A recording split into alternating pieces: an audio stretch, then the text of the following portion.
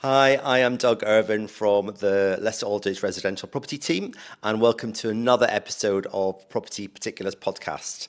My guest today is Adam Jones from the Bespoke Agent. Adam, welcome. Hey Doug, How are you? I'm good. I'm good. Good. Yeah, I've cooled down a bit now. Yeah, Line bikes it over here, that's very good. so I Yeah, can't, it's can't not. I'm fit not it quite back into lane biking season for me.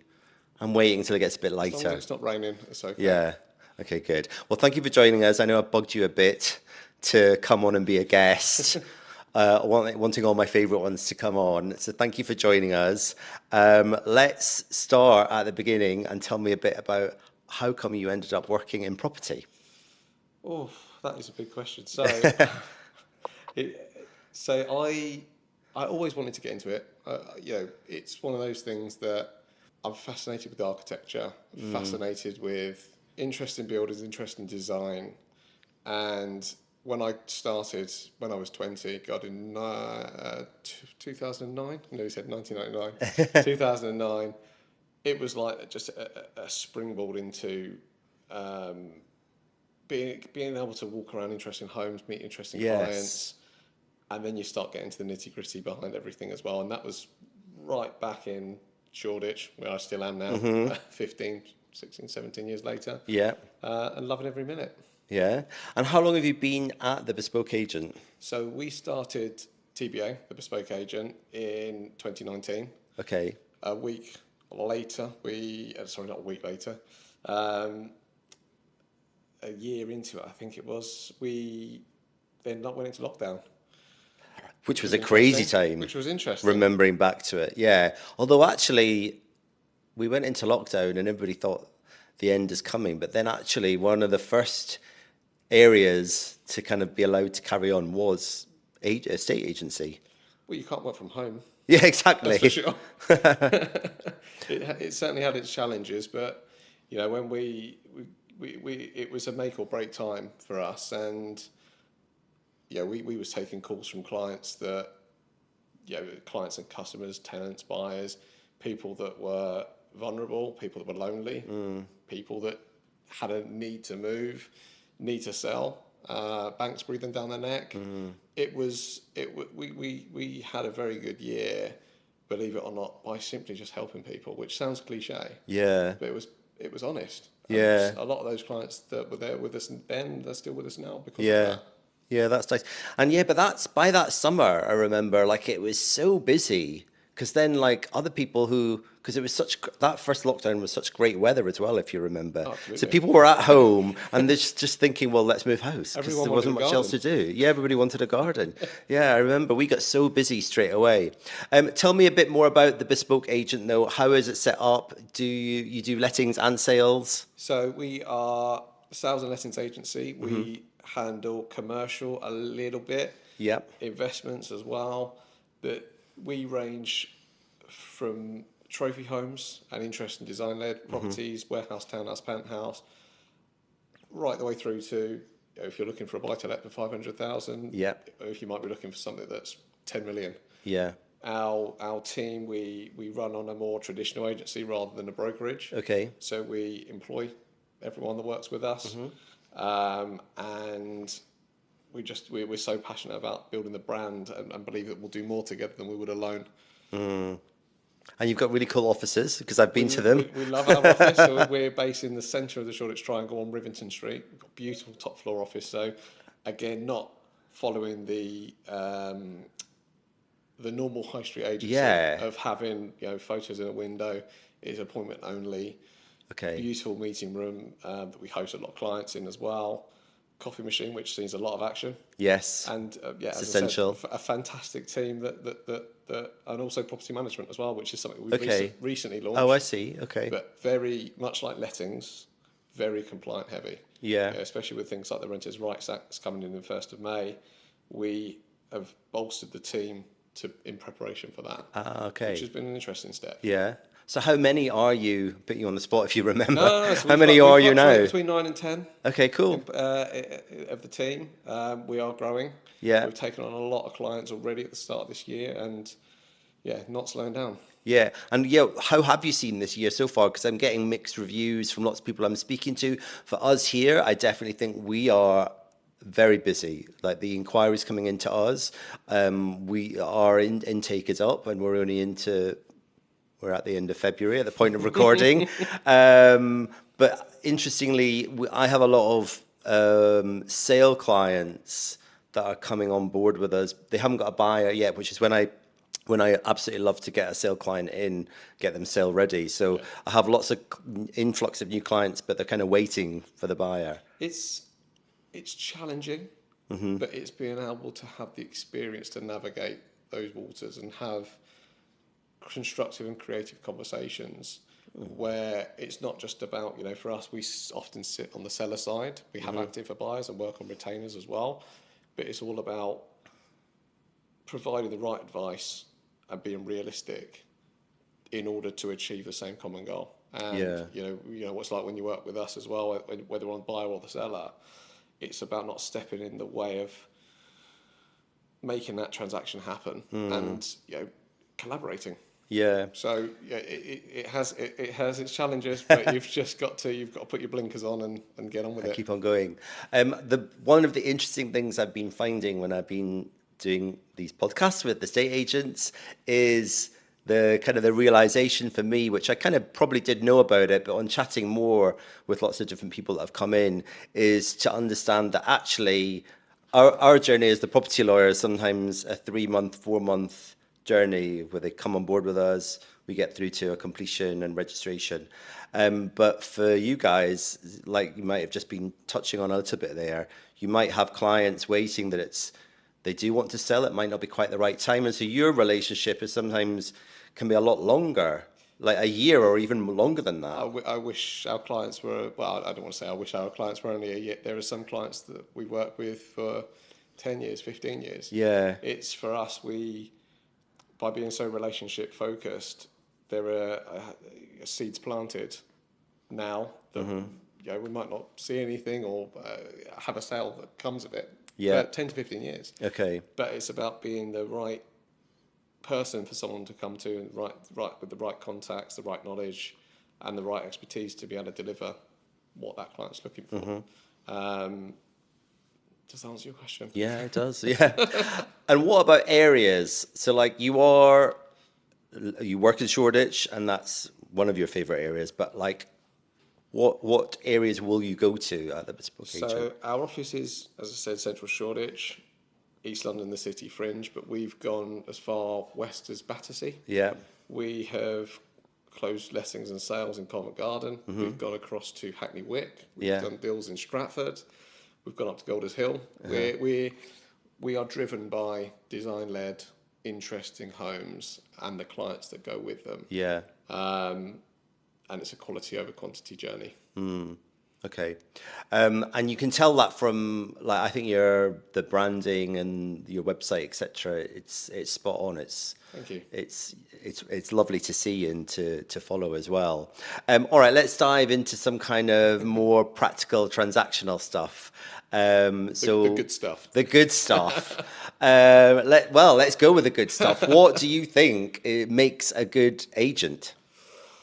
You want someone that's, if I said skin in the game, I would say that, because for us at TBA anyway, if we don't deliver for our clients, essentially we don't get paid. I don't think it's but it's certainly more from a perspective that if when you're appointing an agent, you want someone that's got good area knowledge, good local knowledge. It's about selling the lifestyle. If someone comes and they want to live in Central Shoreditch, they want to know where the best steak restaurant is, the best Italian, the best coffee shop. Where can they go and play tennis? Where can they go to the gym?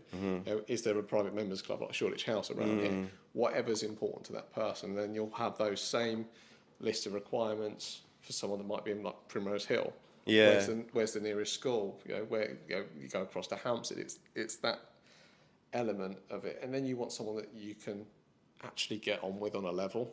That's someone that's an agent. I keep saying someone. It's not always a person. It's a collective. That's approachable.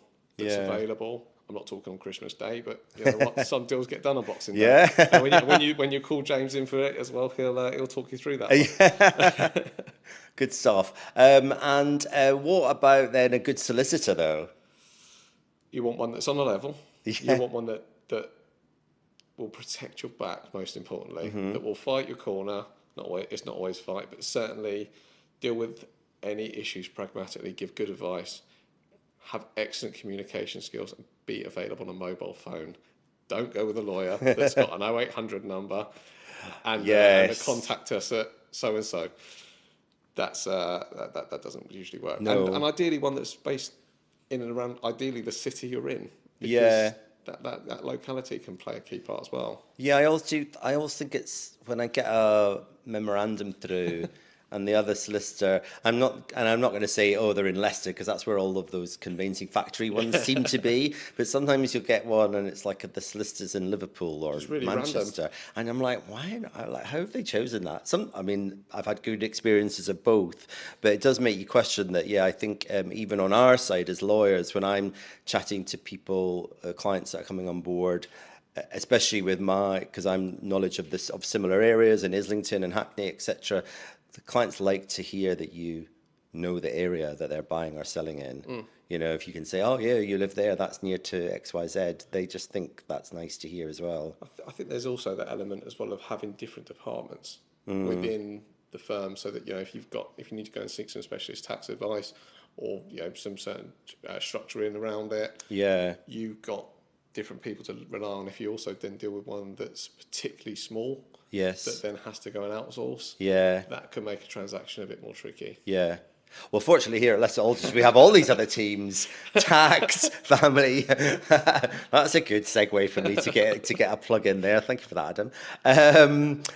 What was I then going to ask you? So yeah, actually, one of the things which has cropped into my mind there is that the fact that I know you guys is through another solicitor. Which again is quite interesting. So a solicitor that I worked very closely with on transactions, I get on with her very well.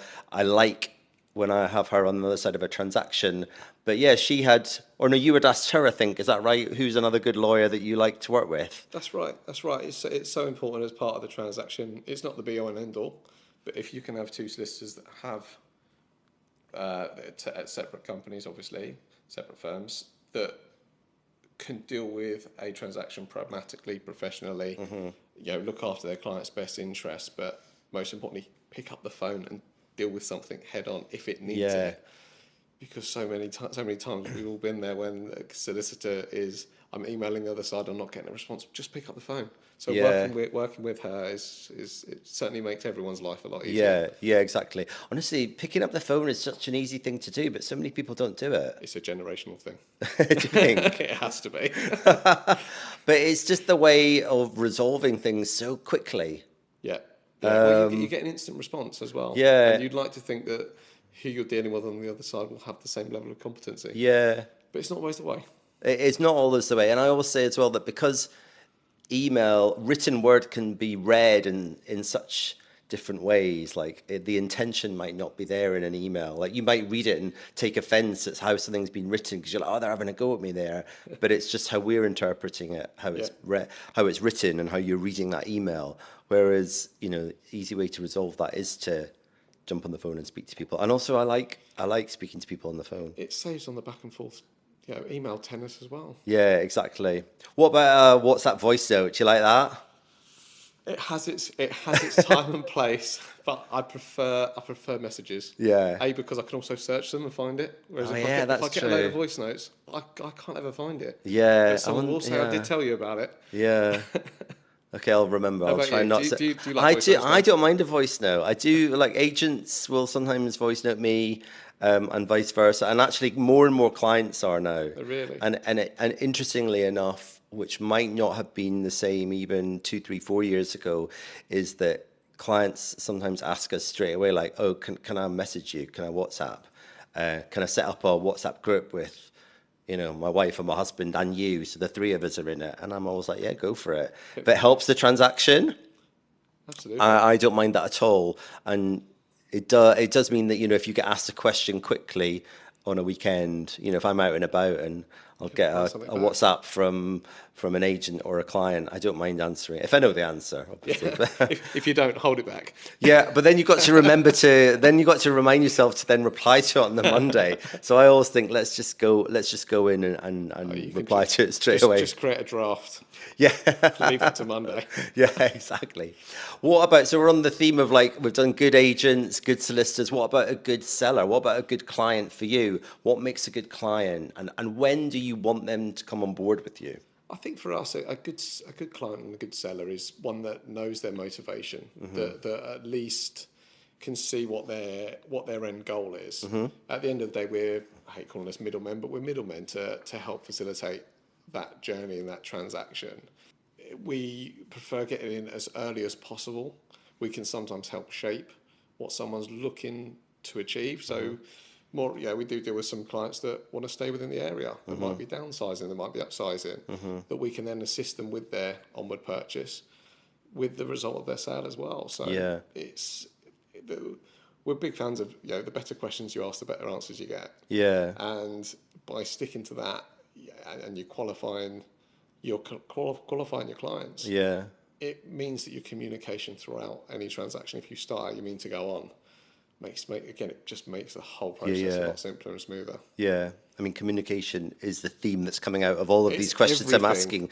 It's like, it's an easy thing, but so many people get it wrong. But communication is, sometimes I feel bad as well. Like if somebody messages me, like maybe if anybody of you and your team, and I'm like, I've seen it, but I've not managed to reply to the end of the day. And then I have to remind myself and people in my team as well that if you reply within the same day, that's like pretty good going, you know? But communication is so important. Yeah. I think as well is in this day and age when everyone wants an instant answer, you almost have to get an autoresponder saying you'll get a reply within 12 hours. Yeah. Although there are some on the flip side of that, there are some law firms, I don't know if you've seen this, and I think how have they got that through to some kind of approval where you'll get an automatic reply saying that their inbox is very full and they will deem to reply within like 4 days. And I'm like, that doesn't sound great. They're the kind of solicitors you don't want to be working with. Yeah, okay. I mean, we've talked about that type of law firm on the podcast before, and nothing fully against them, because I sometimes go through a transaction with a more procedural type of law firm. And sometimes it's absolutely fine and they're amazing, but I just sometimes think the ability, because they're in a system or in a case management system that they can't sometimes step out of to be a bit more commercial in their outlook. So there's a place for all of those types of law firms, I'm sure, in transactions. But I think when you've got a high-paced London transaction, you need good London solicitors on it. Well, and if you're dealing with something that's maybe a new build apartment in a block of 300 where there are sales packs that are pre-made and ready to go, following that procedural solicitor may well work wonders. But when you're dealing with what's quite often comes up in central London, central Shoreditch, Spitalfields, grade 2 listed Georgian townhouse that's been around for 100 years plus. It's going to have some more complexity to it. Yeah, exactly. And then because there's definitely some in that area in Spitalfields that we've done together. I'm thinking of one particular client, but then the client is a better, not a better type of client, but like they'll demand more from you as from us as well as a lawyer. So you've got to be on it and respond back to communication. Yep, there you go. It is the theme. What about so the other? You've done lawyers, agents, sellers. What about buyers though? How do buyers come to you? So buyers find us. They can find us through Instagram. They find us through our website. We generally work through word of mouth. Okay. Referrals. We've got some fantastic Google reviews. But we a lot of people come through people that we know that we've sold to before and just actually done a good job. Yeah. And do you, on the buy-in side then, how do you work out if somebody's a good buyer and do you get, I mean, I don't know if that happens anymore. Do you get people that just want to come and be a bit nosy, or can you work out the difference? There are always tire kickers in anything you do. But again, it comes back to that. You ask a better question, you get a better answer. Qualifying your buyers and some buyers, if they've got loads of time out there, they might be going looking at anything and everything. That the advice that we give any buyer, especially either at the start of your search, midway, or if you're quite advanced in it, is just get your shopping list, get your top 10, then prioritise them, have your non-negotiables, Yes. and then your nice to haves. Okay. What's the theme currently of non-negotiables? What do people want? People want outside space. Yeah. Anything with outside space. If you're anything higher than second floor, a lift. Yes. You don't want to be lugging up your Yeah. upstairs with your weekly shop. Period homes and interesting homes, warehouses, old townhouses still remain in strong demand. The trend that we're seeing at the moment is service charges causing a bit of an issue for high-rise and new build blocks. But we have several clients that have bought in those over the years that we're working with either on a rental or a sale perspective. Yeah. So yeah, we're multilingual. Yeah. In wherever we need to take a hand. Yeah. I still think it's when I chat to clients, the outdoor space is like, that's the first one you said there, but that's so important, and I hear that all the time. That was top of my list when I was looking for a property in London, and I got it. I got my outdoor space. And having a nice view as well. Actually, yes. People want you have some of the squares, any of the parks, something where you get decent light. That's always top of the list as well. Yeah. Okay. All right. I'm going to switch up a bit. What about personal property particulars? Is the name of the podcast. So, have you got any personal property particulars? Have you bought and sold property before? What were you like as a client? It was investment property and personal property. Yeah. It's very. I'm a perfectionist control freak at the best of times. But equally, it's knowing that when you've got a good solicitor, to let them do what they can do, and take the advice. So I would always recommend getting a good surveyor to make sure if you're buying a freehold, if you're buying a leasehold apartment or a share freehold, you rely on management packs, and if surveys have been done as part of that.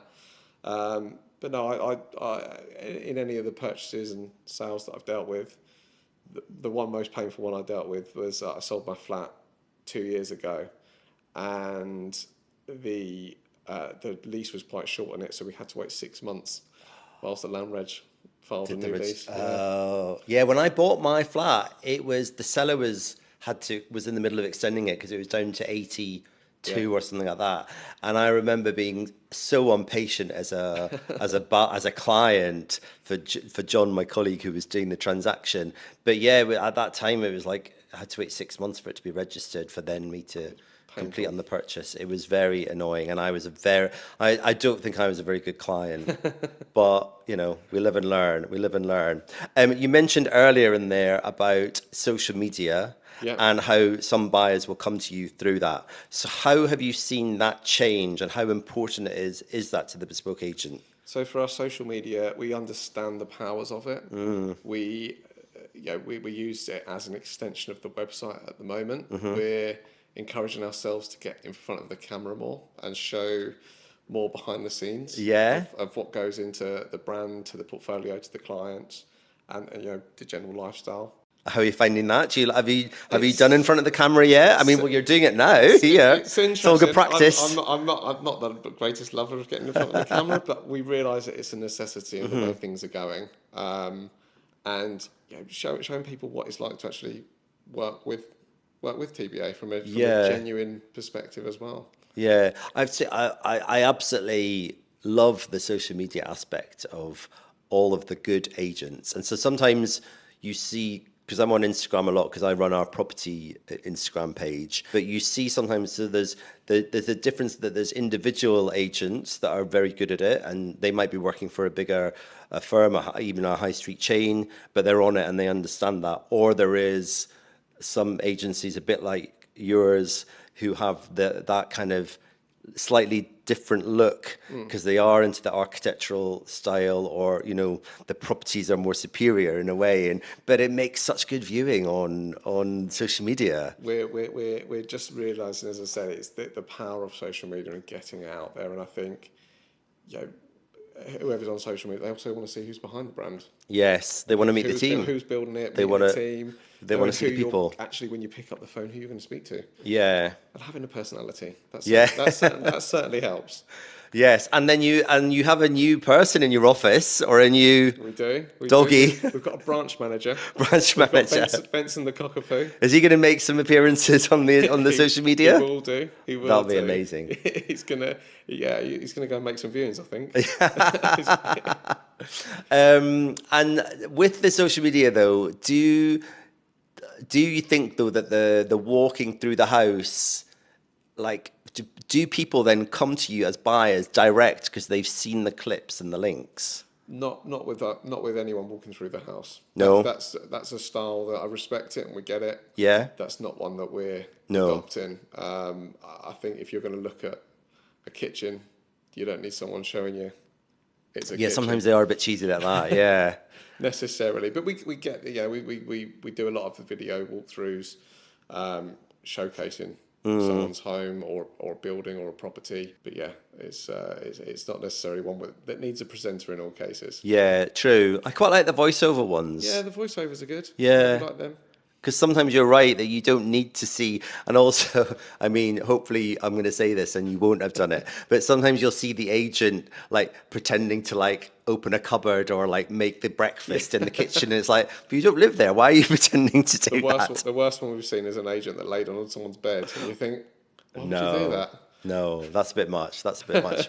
All right, well, the podcast is extending your social media, and I think it's only a good thing, and actually it is it's expected in some regards now that the companies, even law firms, agents, etc., have some sort of social media presence. But I think you're getting it spot on. With the company, it looks good for sure. Okay, let's do a little quick fire finishing up bit. I wondered whether you can think of the most, because I've just thought of this now, wasn't one of mine, but just you commented on something. What's been the most interesting maybe viewing or unusual viewing that might have cropped up in your career? Maybe it was somebody lying on a bed. I don't know if I can say it. I showed Calvin Harris. Oh. Around a penthouse in Shoreditch. That's pretty cool. That was pretty good. We all love a celeb spot or a celeb client, so that's pretty cool. Okay, what about one of the largest transactions? As in, people love a monetary transaction that's. So, got about 4 years ago, something like that.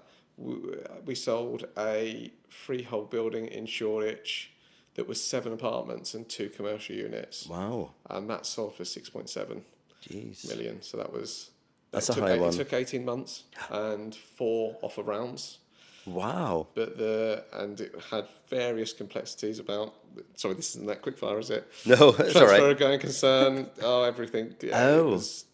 Tax. It was chaotic, but we got there. Yeah, I quite like those We've done a few where I will then need my commercial property lawyers, possibly the tax lawyers. If it's out of London, I've had to sometimes include our agricultural team as well, or the planning team. When you have a big transaction like that, it's quite a buzz. And then I bet you celebrated at the end of that one. Yeah, that's why I'm grey as well. All right, what about I'm trying to guess which one this might be. Where would be your favourite place to go for a pint after work? Oh, I think the Griffin. Yes. I do love the Griffin. It is nice. On Leonard Street, it's a classic. Okay, cool. And what about favourite Sunday lunch? Oh. Somewhere in London. I think it'd have to be the Marksman. Okay. On Hackney Road. Oh, God, I've not been there for so long. That's got beautiful terrace. It's, Yeah. incredible. Cool. All right, excellent. Adam, thank you so much for coming in to chat pleasure. to me on the Thank you. podcast. It's been great fun, and I'll see you soon. Absolutely. For a pint. Yeah, definitely, definitely. Join us again soon for another episode of Property Particulars Podcast.